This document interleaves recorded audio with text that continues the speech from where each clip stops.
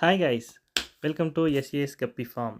இன்றைக்கி நம்ம என்ன வீடியோ பார்க்க போகிறோம் அப்படின்னா, எப்படி சிம்பிளாக நான் CO2 plant tank aquarium set பண்ணுறதுன்னு பார்க்கலாம். இந்த வீடியோவில் டே 1லேருந்து டே 60 முடிக்கும் பிளான்ஸ் எல்லாம் எப்படி க்ரோத் ஆகிருக்குன்னு உங்களுக்கு இந்த வீடியோவில் நான் காமிக்கிறேன். இது ஒரு 18 இன்ச் டேங்க்.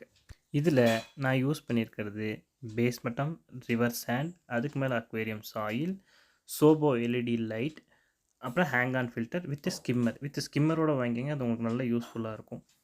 இதில் யூஸ் பண்ணியிருக்க plants first carpet plant, background plant, mid ground plant. இல்லை 3 வெரைட்டி பிளான்ட். நான் CO2 பிளான்ட். இது உங்களுக்கு CO2 தேவையே இல்லை. ஈஸியாக CO2 இல்லாமல் நல்ல லைட்டிங்ஸ் கொடுத்தீங்கன்னாவே சூப்பராக வளரும். இது இந்த பிளான்ட்ஸ்லேயும் நல்ல ஃபாஸ்ட்டாக ஈஸியாக க்ரோத் ஆகிற பிளான்ட் வந்து அமேசான், அப்புறம் கபும்பா, லில்லி. இது 3 சீக்கிரமாக க்ரோத் ஆகும். ஒரு மீடியமான லைட்டிங்ஸ் இருந்தாவே போதும், நல்ல சூப்பராக க்ரோத் ஆகிற பிளான்ட் இது. ஓகே, இதில் நான் என்னென்ன பிளான்ட்ஸ் யூஸ் பண்ணியிருக்கேன்னு உங்களுக்கு தம்ப்நெயிலில் கொடுத்துருக்குறேன், செக் பண்ணிக்கோங்க. அதெல்லாமே நான் CO2 வளர ஈஸியாக வளர அக்வேரியம் பிளான்ட்ஸ். உங்களுக்கு மீடியமான லைட்டிங்ஸ் இருந்தால் போதும்.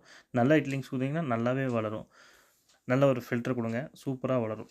Okay guys, thank you. உங்களுக்கு இந்த வீடியோ பிடிச்சிருந்தா லைக் பண்ணுங்கள், ஷேர் பண்ணுங்கள், கமெண்ட் பண்ணுங்கள், சப்ஸ்கிரைப் பண்ணுங்கள்.